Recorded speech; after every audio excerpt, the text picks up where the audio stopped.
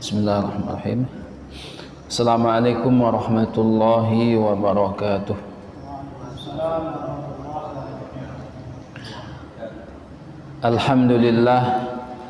Alhamdulillahi rabbil alamin wal aqibatu lil muttaqin fala udwana illa 'alal zalimin. Wassalatu wassalamu ala asyrafil mursalin wa ala alihi wa ashabihi wat tabi'in wa man tabi'ahum bi ihsanin ila yaumiddin. Amma ba'du.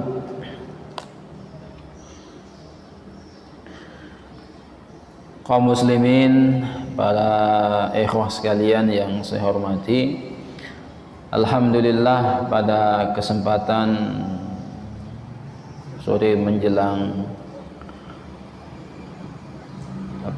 menjelang maghrib insyaallah, Allah Subhanahu wa taala mempertemukan kita di tempat ini. Kemudian salawat dan salam semoga senantiasa Allah Subhanahu wa taala sampaikan kepada Rasulullah sallallahu alaihi wasallam. Mudah-mudahan kita dimudahkan oleh Allah Subhanahu wa taala dan kita dibuat tenang hati kita di dalam mengikuti Rasulullah sallallahu alaihi wasallam. Kaum muslimin yang berbahagia dan para ikhwah sekalian yang saya hormati, kita lanjutkan kajian Kitabun Nikah di dalam kitab Bulughul Maram. Sampai mana kajian kita ini?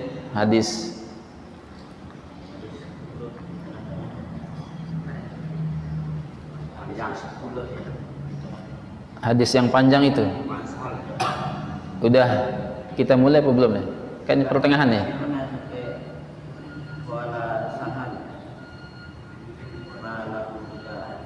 Malahu rida.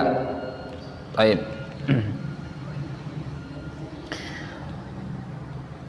Qala Sahal ma lahu rida falaha nisfuhu. Ya. Kaum muslimin yang berbahagia, kita masih berada pada hadis dari sahabat Sahal ya, As-Sa'idi radhiyallahu taala anhu tentang seorang wanita datang menawarkan dirinya kepada Rasulullah sallallahu alaihi wasallam, yang kemudian setelah wanita ini mengetahui bahwa Rasulullah sallallahu alaihi wasallam tidak berkehendak, maka kemudian muncullah seorang laki-laki yang menginginkan wanita tersebut, yang kemudian terjadi proses panjang. Proses panjang ini sebetulnya lebih kepada masalah mas kawin daripada laki-laki yang menginginkan wanita tersebut tapi tidak memiliki apa-apa. Sampai ketika Rasulullah sallallahu alaihi wasallam meminta laki-laki tersebut untuk mencari mas kawin walau khataman min hadid, walaupun sekedar cincin besi. Tapi kemudian laki-laki itu sampai mengatakan la wallahi ya Rasulullah walau khataman min hadid, sampai dia bersumpah tidak juga memiliki sekedar cincin dari besi untuk jadi mas kawin. Tapi kemudian laki-laki ini mengatakan walakin hadza izari, tetapi ini sarungku. Qala Sahal perawi hadis ini menjelaskan kondisi laki-laki ini yang menawarkan sarungnya ini, ma lahu rida, dia tidak punya selendang, hanya sarung saja. Falaha nisfuhu, kata laki-laki ini, bagi wanita tersebut setengahnya, jadi setengah sarungnya. Akhirnya Rasulullah sallallahu alaihi wasallam mengatakan, faqala Rasulullah sallallahu alaihi wasallam, Rasulullah sallallahu alaihi wasallam mengatakan ya kepada laki-laki tersebut, ma tasna'u bi idzarik in labistahu lam yakun 'alaiha minhu syai'. Apa yang dapat kamu lakukan, apa yang dapat kamu perbuat dengan sarungmu itu, kalau kamu pakai sama sekali dia tidak dapat ya apa-apa, karena sarungnya cuma satu. Wa in labisathu lam yakun 'alaika minhu syai'. Kalau dia pakai, kalau wanita istrimu itu nanti pakai, maka kamu pun tidak dapat apa-apa, tidak bisa pakai apa-apa, karena sarungnya cuma satu. Jadi setengah milik ya, jadi mas kawinnya setengah sarung itu menjadi ya milik dia. Jadi kira-kira kalau pakai itu gantian. Tapi bagaimana gantiannya? Kalau dia pakai yang sana nggak bisa.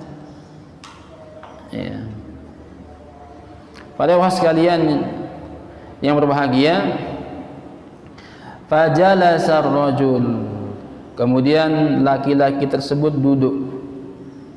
Ya. Jadi bagaimana seorang sahabat itu ada yang apa namanya, memang betul-betul kondisinya tidak punya gitu, tidak punya apa-apa, tidak punya harta, sampai masalah pakaiannya saja ya seperti kondisi tadi ya, pakaiannya seperti kondisi tadi. Kalau kita mungkin ya, apalagi ditopang dengan kebiasaan kita, kalau sudah lebaran itu ganti pakaian, tambah pakaian. Ya, sebetulnya ya enggak usah banyak-banyak pakaian itu, supaya kita enggak habis waktu kita hanya untuk mencuci. Nah, apalagi sekarang kondisi membuat kita lebih manja lagi. Kalau enggak kuat nyuci, istrinya enggak kuat, suaminya sibuk, ada lagi mesin cuci. Kalaupun mesin cuci enggak bisa menanganinya, ada jasa pencucian pakaian. Jadi peluang kita untuk berbanyak-banyak baju pakaian ini semakin hari semakin terbuka sebetulnya. Adapun kenapa para sahabat itu tidak banyak pakaian model-model seperti ini, kadang memang bukan karena tidak punya, tapi gaya hidup, tidak ingin terlalu fokus masalah dunia. Jadi bicaranya sahabat itu sudah sampai pada level bagaimana mati, bukan bagaimana hidup. Banyak sahabat itu kaya, walaupun ada juga yang miskin. Sehingga ya mohon maaf, dalam bidang ekonomi itu kan ada kemiskinan itu macam-macam sebabnya. Bisa karena ketidakadilan ekonomi, bisa karena memang struktur masyarakatnya memang begitu. Ada juga memang miskin ya, kultur ya, budaya. Ada juga memang orang miskin itu karena pengaruh ajaran agama yang dia pahami ya. Ya. Baik. Hatta idza tala majlisuhu qama, sampai-sampai ketika sudah panjang, sudah lama duduknya, laki-laki ini berdiri. Fara'ahu Rasulullah sallallahu alaihi wasallam muwalliyan fa'amara bihi fadu'iyya. Rasulullah sallallahu alaihi wasallam lalu melihat lelaki tersebut muwalliyan, ya berpalinglah. Fa'amara bihi fadu'iyya. Kemudian Rasulullah sallallahu alaihi wasallam memerintahkan sahabat untuk dipanggil ya laki-laki ini. Falamma jaa, ketika laki-laki ini datang, qala madza ma'aka minal Qur'an. Ya, Rasulullah bertanya, apa dari Al-Qur'an yang kamu hafal? Jadi surat apa, ayat apa dari Al-Qur'an yang kamu hafal? Nanti jadi mas kawinnya ini. Qala, laki-laki ini menjawab, ma'i suratun kada wa suratun kada. Saya menghafal surat ini, surat ini. Addadaha, dia menghitungnya. Dia menghitung berapa surat yang dia hafal.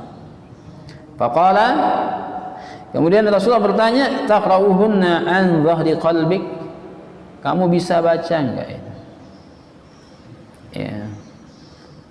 An dhahri qalbik itu artinya kamu bisa bacakan enggak kepada perempuan itu dengan cara menghafal di dalam hati. Ya. Dulu makna qiraah itu, jadi sebelum muncul tulisan, qiraah itu maknanya adalah membaca apa yang dihafal. Setelah kemudian muncul tulisan-tulisan, maka bergeserlah makna qiraah itu. Ya, dulu para ulama, zaman-zaman sahabat, awal-awal sebelum muncul karya tulis itu, jadi kalau disuruh baca itu membaca apa yang dihafal, ya. Bukan membaca apa yang tertulis. Makanya Rasulullah ketika disuruh baca itu iqra, bacalah. Objek baca itu enggak ada. Apa yang mau dibaca?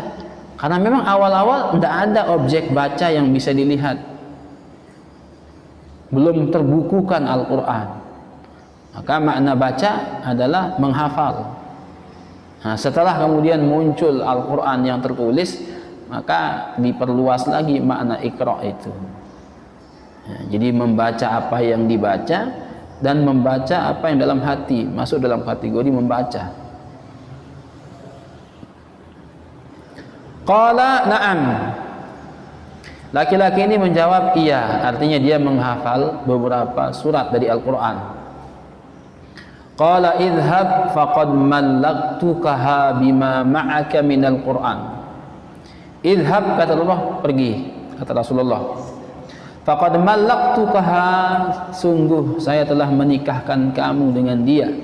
Bima ma'aka minal Qur'an, dengan mas kawin Al-Qur'an yang kamu hafal. Muttafaqun alaih wal lafzu li Muslim. Ini hadis riwayat Bukhari Muslim, lafaznya menggunakan riwayat Imam Muslim. Jadi muttafaq alaih itu kadang kita baca hadis bunyinya itu muttafaqun alaih, kadang bunyinya rawahul Bukhari wa Muslim. Apalagi kalau rawahul Bukhari ada rawahu Muslim, ini beda-beda. Jadi tingkatan hadis sahih itu ada 7. Yang paling tinggi itu muttafaq alaih. Yang nomor 2 rawahul Bukhari Muslim. Nomor 3 rawahul Bukhari. Nomor 4 rawahu Muslim.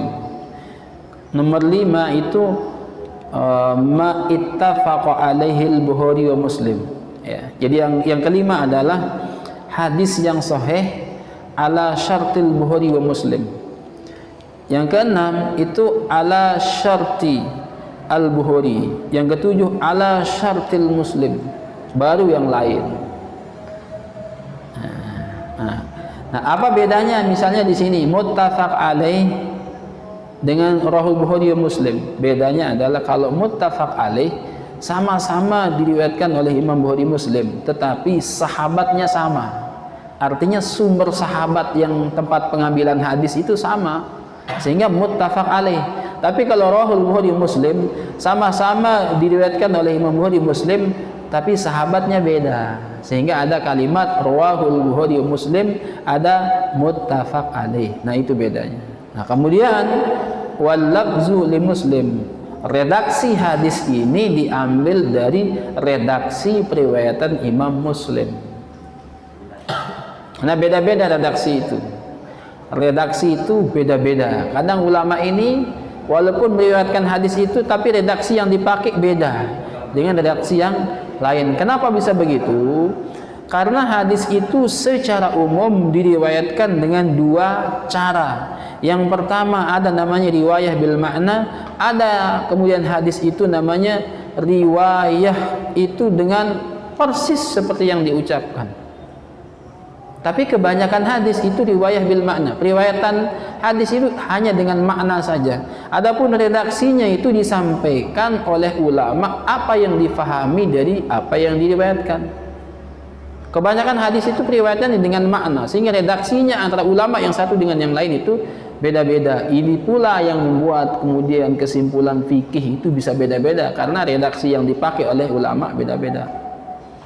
Baik. Tentang pernikahan dengan Al-Quran itu dibolehkan.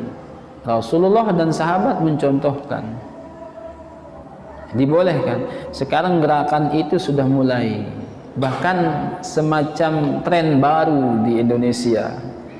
Ini sudah berjalan mungkin sudah berapa puluh tahun terakhir ini, bukan hanya sekarang. Walaupun gerakan menghafal Al-Quran itu belum 10 tahun ya, boomingnya di Indonesia ini gerakan hafal Quran itu belum 10 tahun.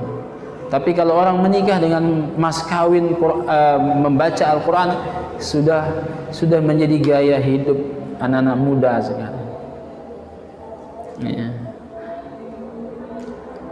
Sekitar belasan tahun yang lalu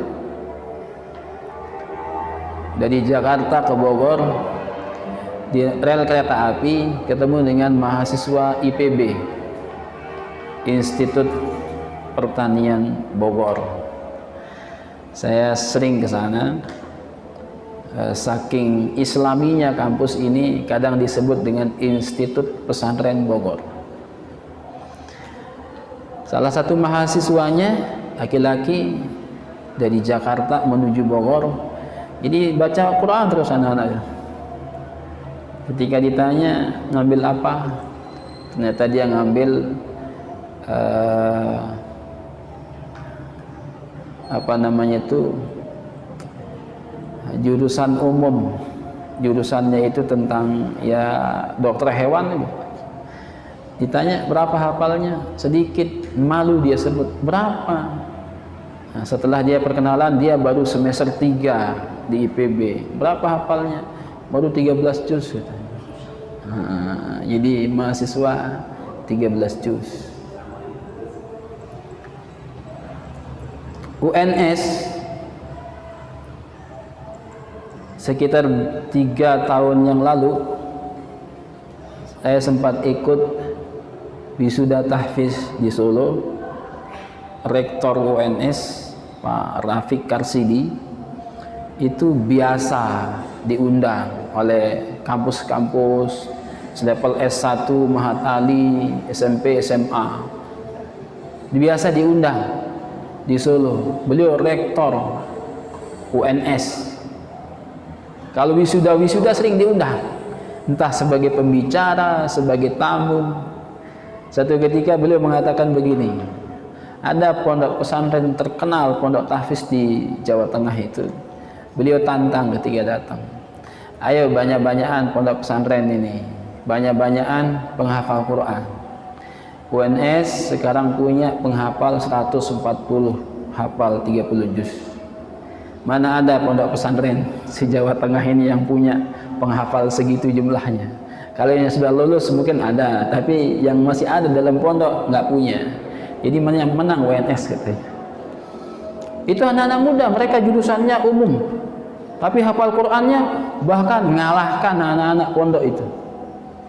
Mereka bacaannya standar, dan saya sering jadi makmum di belakang kalau sholat Jumat. Itu yang imam fakultas kedokteran, fakultas teknik, anak-anak itu.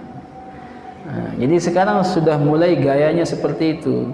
Nah, teman-teman yang SMA N4 ini ya, nggak boleh kalah, apalagi ini SMA N katanya terfavorit ya, nggak boleh kalah. Di Solo sudah gayanya begitu, di Jawa.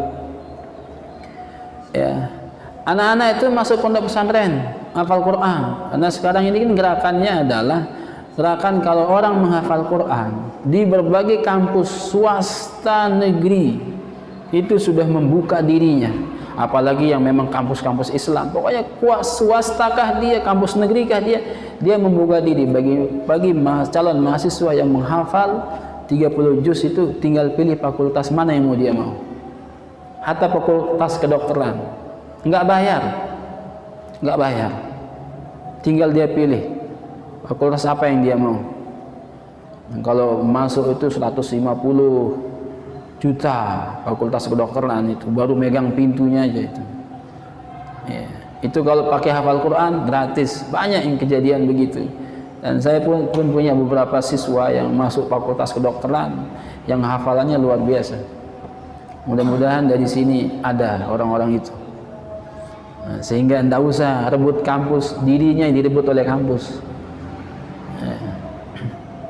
Dan salah satu kebiasaan di Solo yang saya temukan, anak-anak itu belum lulus kelas 3 dia sudah terdaftar di berbagai kampus namanya, lulus. Karena mereka belum ujian nasional sudah pada lulus di berbagai kampus. Entah tahu bagaimana caranya. Mereka sudah mulai Desember, November, Desember, Januari, Februari sudah ramai anak-anak itu pada cari kampus. Mereka belum lulus ujian nasional, belum ada ujian nasional. Sudah ada namanya di kampus-kampus ternama, IPB, ITB, UI, UGM. Tahu UGM? Universitas apa? Gunung Meletus katanya. Nah, saya sering lewat di UGM itu, masya Allah, kayak nggak Indonesia suasananya, kayak kita berada di Jerman aja. Kampus ternama ya. Baik. Nah, ini semangat bagi teman-teman yang masih muda ini. Ya, di samping ngaji nikah, tapi juga ngaji tentang semangat bagaimana mempersiapkan pernikahan. Baik. Wa fi riwayatin qala lahu intaliq faqad zawwajtukaha fa'allimha minal Qur'an. Dan dalam suatu riwayat Rasulullah berkata kepada laki-laki itu, qala lahu intaliq, ya, intaliq itu ya berpaling atau pergilah. Faqad zawwajtukaha, sungguh saya telah menikahkan engkau dengan dia. Kalau di atas tadi malaktukaha, kalau redaksi yang kedua zawwajtukaha. Maka dalam pernikahan itu sebetulnya boleh, tidak harus ya Muhammad bin Ahmad zawwajtu, ya, uzawwijuka, kadang begitu. Pokoknya lafaznya zauj, tapi boleh juga pakai malaktukaha. Ya, tidak harus pakai, kadang pakai angkahtuka, zawwajtuka, tapi malaktuka boleh juga. Kalau malaktuka berarti aku menjadikan kamu itu memiliki dia. Kalau zawajtu itu aku nikahkan. Walaupun nanti makna zawaj sama nikah itu bisa beda. Ya. Tapi biasa dipakai itu zawajtukaha dengan angkahtuka. Kalau bahasa Lomboknya aku nikahkan kamu, ya. Kadang ya kawin, nikah sama kawin kan beda. Ya. Nikah sama kawin beda. Kalau zawaj itu artinya sebetulnya ya kawin gitu. Tapi kalau terjemahannya di sini itu istri artinya. Zauj. Tapi bukan istri sebetulnya. Zauj itu artinya pasangan. Bukan zauj. Jadi bukan istri artinya. Zauj itu pasangan, baik pasangan untuk laki-laki atau untuk perempuan. Coba lihat dalam Al-Qur'an. Tidak ada kalimat zaujah dalam Al-Qur'an. Tidak ada. Makanya kelompok Islam liberal itu pernah berani berpendapat bahwa nikah itu nggak mesti lawan jenis, sesama jenis boleh. Sampai berani itu profesor di Indonesia, guru besar di Jakarta, tidak usah kita sebut supaya nggak menggunjing. Walaupun sebenarnya boleh-boleh aja kita gunjing supaya menjadi pelajaran. Karena pendapatnya aneh itu. Boleh nikah laki sama laki-laki, perempuan sama perempuan boleh. Akhirnya dikasih medali, dikasih penghargaan oleh Amerika. Ya. Itu berpendapat paling berani itu. Boleh menikah lawan sama laki-laki sama perempuan. Artinya kalau laki-laki sama laki-laki namanya apa? Gay. Kalau perempuan sama perempuan, lesbi. Kalau homo dipakai untuk dua-duanya.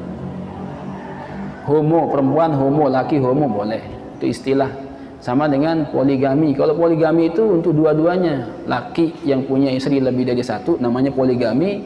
Kemudian istri yang wanita yang punya suami lebih dari satu bisa disebut poligami. Tapi kalau secara khusus dia disebut sebagai poliandri. Tapi kalau laki-laki punya suami, punya istri lebih dari satu namanya poligini. Itu istilah-istilah, kadang-kadang istilahnya kita campur ini. Ya. Alasannya apa? Coba dalam Al-Quran katanya, uskun anta wa zawjuka, wahai Adam, kata Allah, tinggallah kamu di surga itu, wa zawjuka, dengan zaujmu, pasanganmu. Tidak mengatakan wa zaujatuka, dengan istrimu. Dalam Al-Quran memang tidak ada kalimat zaujah, yang ada adalah zauj. Dia mengambil pendapat dari situ, sampai-sampai mengatakan jangan-jangan Nabi Adam itu pasangannya laki-laki katanya. Wa aslahna lahu zaujah, kata Allah terhadap Nabi Zakaria, dan kami reparasi pasangan, ya, pasangan Nabi Zakaria dari usia 70 dengan cita rasa 17 tahun, supaya dia siap memiliki keturunan. Karena istri beliau lebih 70 tahun belum punya anak, sekarang dikabarin mau punya anak. Lah orang sudah usia 70, napas saja susah, gimana mau melahirkan? Tapi Allah mau, wa aslahna lahu zaujah, dan kami kami reparasi bagi Zakaria istrinya, pasangannya. Mungkin supaya dia siap melahirkan.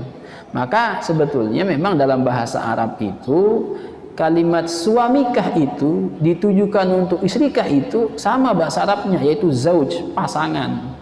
Adapun kemudian ahli-ahli bahasa Arab, para ulama ini kemudian menulis kalau untuk istri bahasa Arabnya zaujah, ada tak marbutah. Kalau untuk suami itu bahasa Arabnya zauj, tidak ada tak marbutahnya. Karena memang untuk mempermudah di dalam penyebutan dalam bab pernikahan, termasuk dalam bab pembagian harta warisan, mana suami, mana istri, sehingga perlu diidentifikasi dengan ditambahkan itu. Sehingga Syekh Muhammad Ali As-Sabuni dalam tafsirnya mengatakan yang paling fasih adalah zauj untuk istri, termasuk untuk suami. Zawwajtukaha. Nah, kemudian wa fi riwayatin lil Bukhari, dan di dalam suatu riwayat Al-Imam Al-Bukhari ada kalimat kanakaha, ya.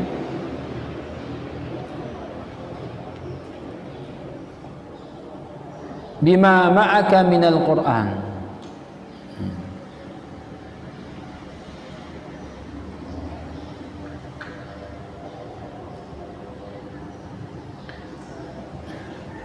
Ya, maknanya sama itu. Hanya redaksinya yang berbeda.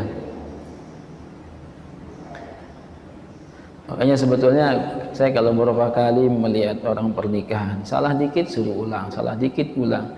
Ini supaya bikin orang grogi atau maksudnya asli batal gitu ya. Termasuk ketika laki-laki jawab, terlalu jeda dikit ulang, seolah-olah nggak sah. Pernikahan itu bukan kita menggampangkan. Memang hadis Nabi mengatakan salah satu yang main-mainnya jadi asli itu ya pernikahan. Misalnya saya nikahkan anak saya dengan kamu, dengan mas kawin begini. Itu walaupun main-main, kalau laki-lakinya di situ yang dibilangin menerima, bisa sah itu. Sama dengan perceraian, walaupun main-main. Dek, kamu lama nggak pulang ke bapak ya? Pulang, tutup pintu di luar, lurus sudah. Itu main-main bisa cerai itu. Nah ini orang sedang serius, ini udah gemetaran laki-lakinya, ini salah dikit pulang. Misalnya cukup dengan saya terima, udah sah sebetulnya. Kan kadang panjang itu. Saya nikahkan kamu, wahai Muhammad bin Ahmad, dengan anakku Fatimah binti, misalnya Mahmud, dengan mas